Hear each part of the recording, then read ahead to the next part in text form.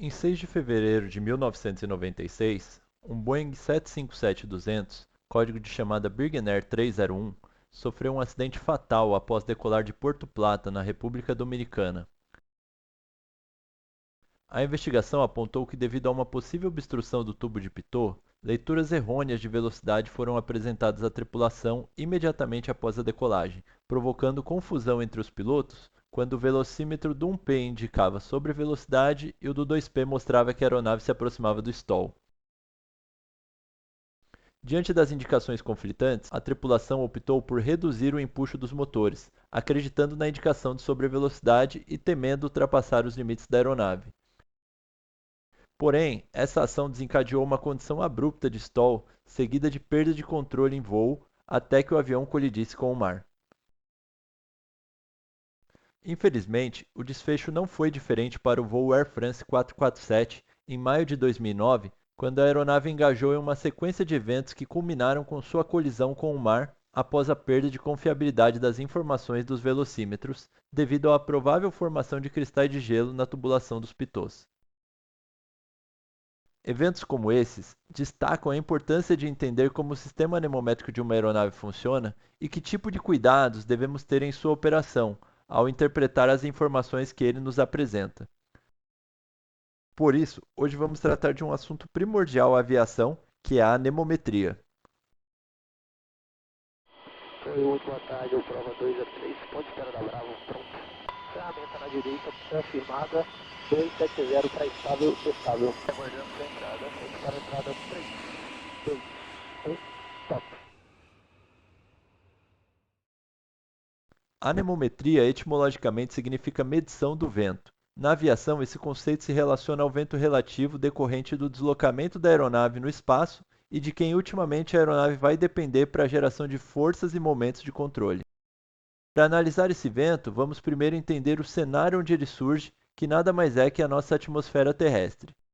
Depois, veremos como a aeronave faz para medir essas características atmosféricas e convertê-las em informações úteis à tripulação, entendendo, dentre outras coisas, como operar em cada região, já que nossa atmosfera é estratificada em camadas com base na altitude, tendo cada camada características próprias de variação de pressão e de temperatura.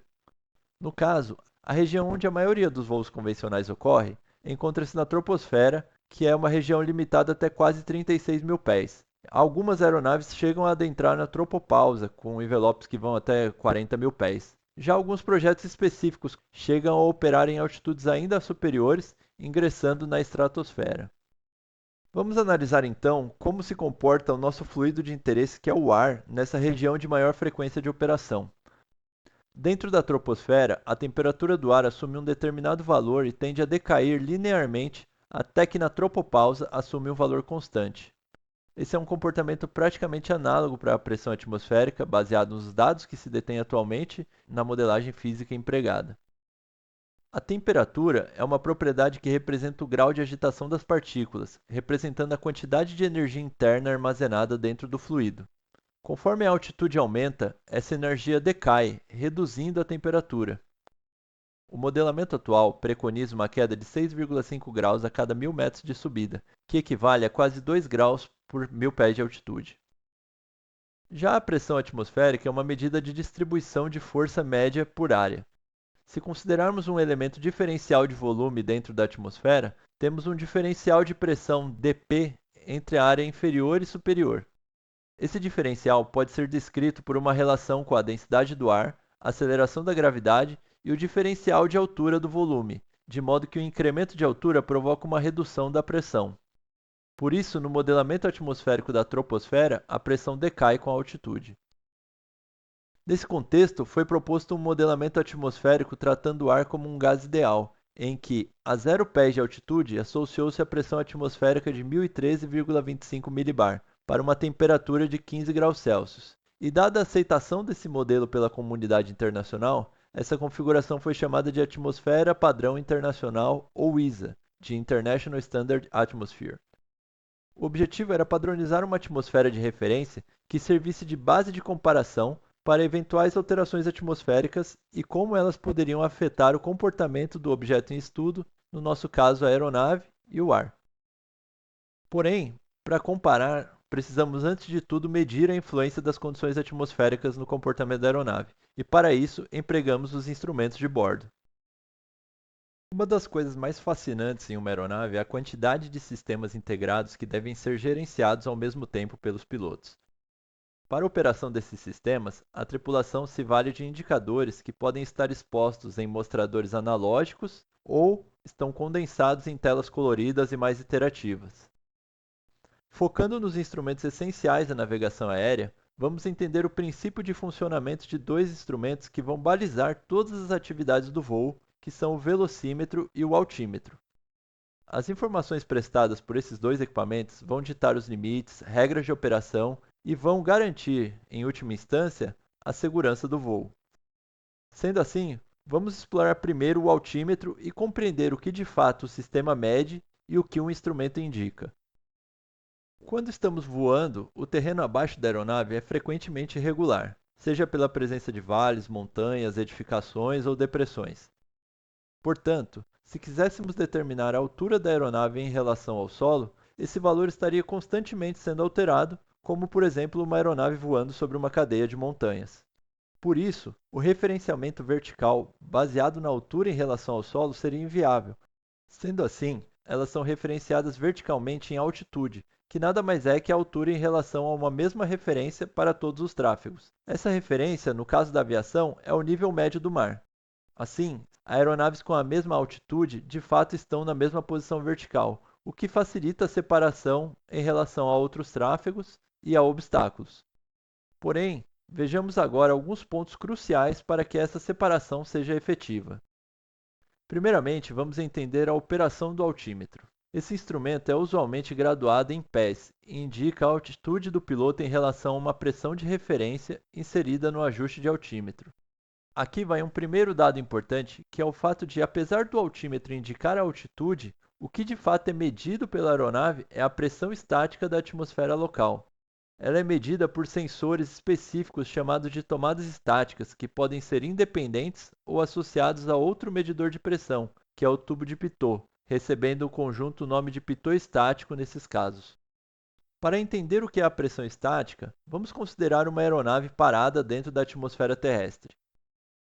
O ar que permeia a atmosfera é composto por partículas espalhadas que transitam aleatoriamente no espaço e que, hora ou outra, colidem com a superfície da aeronave. Para uma simplificação, podemos substituir a aeronave por uma área de referência equivalente S.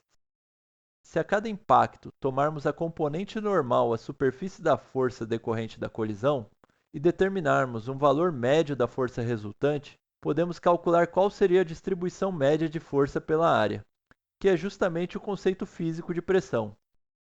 Assim, a pressão estática do ar é a distribuição de força média decorrente das colisões com as partículas de ar no espaço, a que a aeronave estará sujeita por estar imersa no ar naquela posição.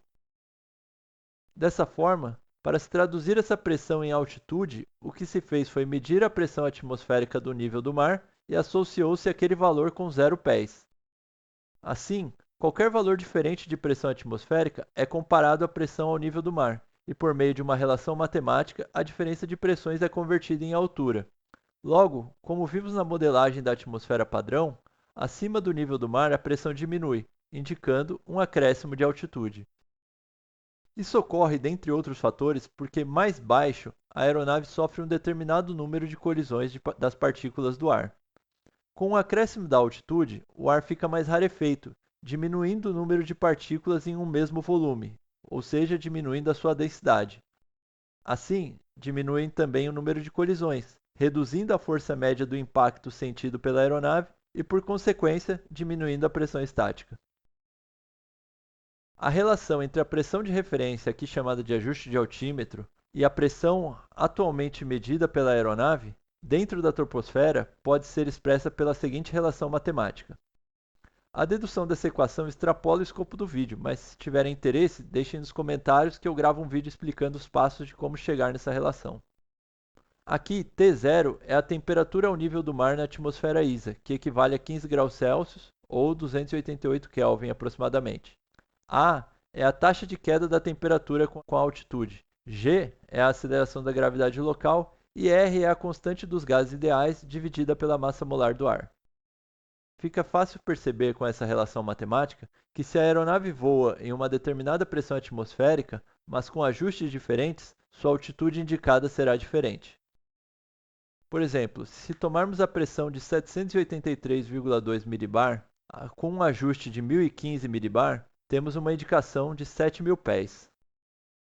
Já se mantermos a pressão atmosférica, mas alterarmos o ajuste para 1010 hectopascais, a altitude indicada passa a ser de 6.870 pés.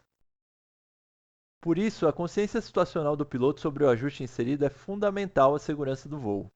Isso porque ele pode estar voando referenciado em um ajuste errado, para o qual a sua altitude indicada estaria acima dos obstáculos na área, quando na verdade ele estaria mais baixo se tivesse empregado o ajuste correto, podendo eventualmente infringir limites de segurança sem ter noção disso. Mas por óbvio, podemos suscitar o questionamento de por que voar com ajustes diferentes? Por que não padronizar um único? Ocorre que a atmosfera não é estática. Existem frentes, nebulosidade, variações de temperatura e tudo isso provoca variações de pressão. Tomemos o aeródromo de Florianópolis, por exemplo, praticamente localizado ao nível do mar. Analisando o METAR em 3 dias diferentes no mesmo horário, observamos 3 valores de pressão ao nível do mar diferentes. Ou seja, a cada dia a pressão de referência estava diferente. Outro ponto a considerar é que a atmosfera não é igual em todos os lugares. No mesmo dia e hora, o nível do mar estava associado a uma pressão de 1014 millibars em Florianópolis e 1008 millibars no Rio de Janeiro. Por isso, quando a aeronave voa próxima a uma determinada localidade, ela ajusta o seu altímetro para a pressão de referência daquele local, a fim de compensar as variações atmosféricas do momento naquela região. Esse ajuste é chamado de QNH. Quando ela se afastasse da localidade de referência ou voasse muito mais alto do que o terreno local, para facilitar a distribuição do espaço, o mais lógico que se pensou foi padronizar um ajuste de altímetro único, e quando ela estivesse mais próxima do destino ou em condição de voo mais próxima do solo, o piloto contactaria os órgãos de controle locais e obteria o ajuste local novamente. O ajuste padrão é chamado de ajuste QNE e equivale a 1013,25 millibar da pressão atmosférica ao nível do mar na atmosfera ISA. Outra diferenciação é que aeronaves voando com ajuste QNE não se referem à sua posição vertical como altitude, mas sim como nível de voo. Por isso, com o altímetro indicando 4.000 pés, a aeronave se reporta como voando o nível 040. Nesse cenário, as aeronaves decolam e, ao cruzar uma determinada altitude, chamada de altitude de transição, indicada nas cartas de procedimento por TA, Transition Altitude, efetuam a troca do ajuste de altímetro para o ajuste padrão, QNE, e passam a voar em nível. Elas permanecem assim até que na descida, ao cruzar o nível de transição, menor nível possível de ser voado acima da altitude de transição do destino, inserem o ajuste QNH local e voltam a voar em altitude.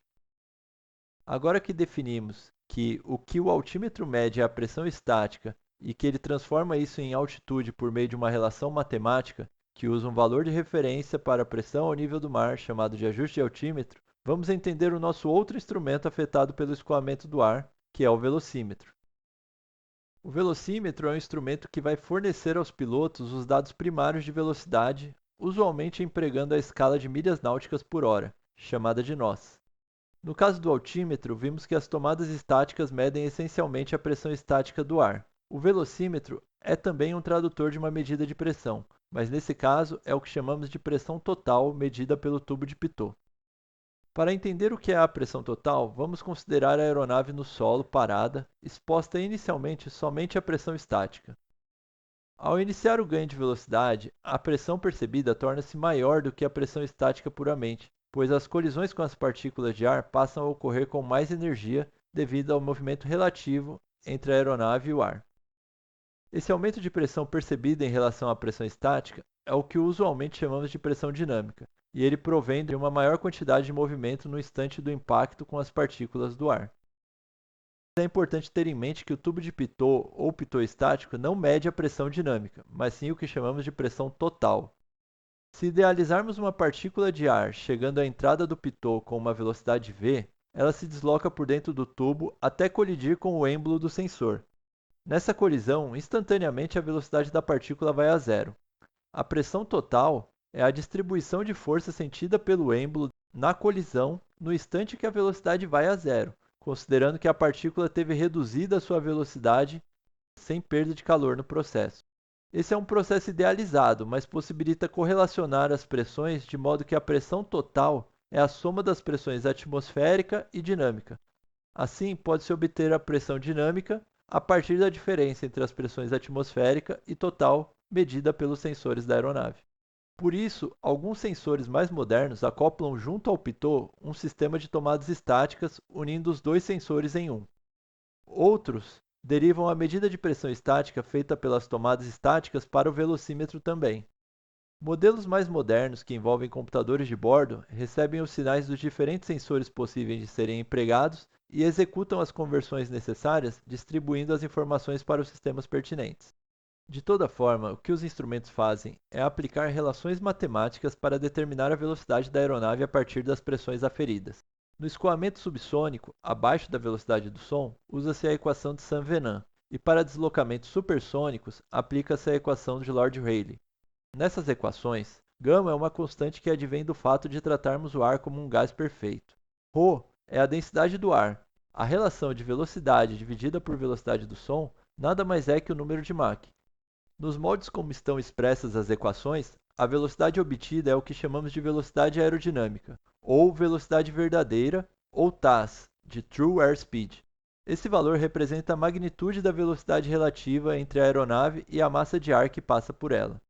Porém, mais uma vez, chegamos a um problema similar ao do altímetro, em que a densidade do ar, a pressão atmosférica e a velocidade do som vão mudar de acordo com as condições atmosféricas locais.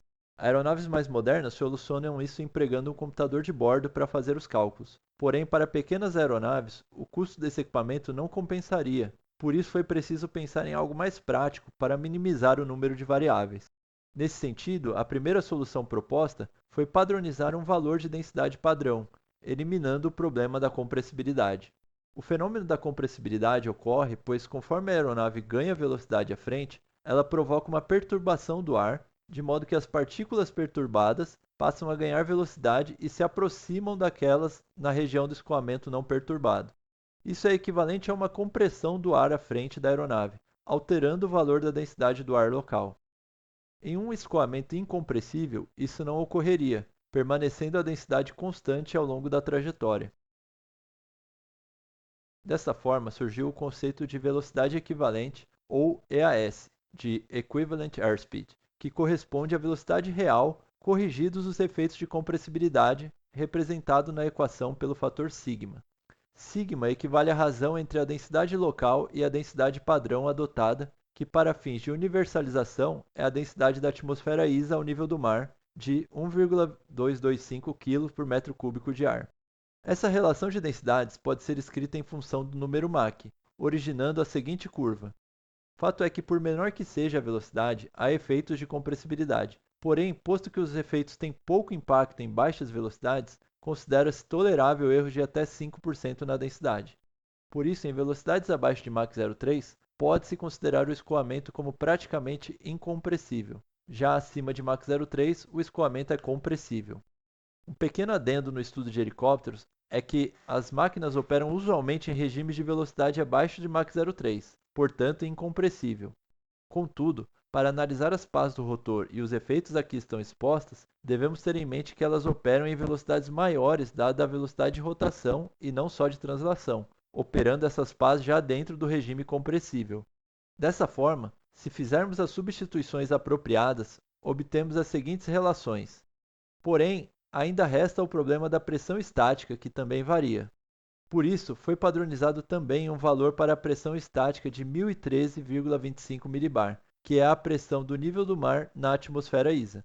Desse modo, chega-se na seguinte relação, em que ρ0 e PA0 são a densidade e a pressão do nível do mar em uma atmosfera ISA, respectivamente. Essa velocidade recebe então o nome de velocidade calibrada, ou CAS, de Calibrated Airspeed, e corresponde à velocidade aerodinâmica, descontados os efeitos de altitude e de compressibilidade. Logo, nas duas equações restam apenas uma variável, que é a pressão dinâmica. Desse modo, foi possível construir um instrumento capaz de correlacionar diretamente a pressão dinâmica com um valor de velocidade. Existe ainda mais uma velocidade que discutiremos em um outro vídeo, que é a velocidade básica.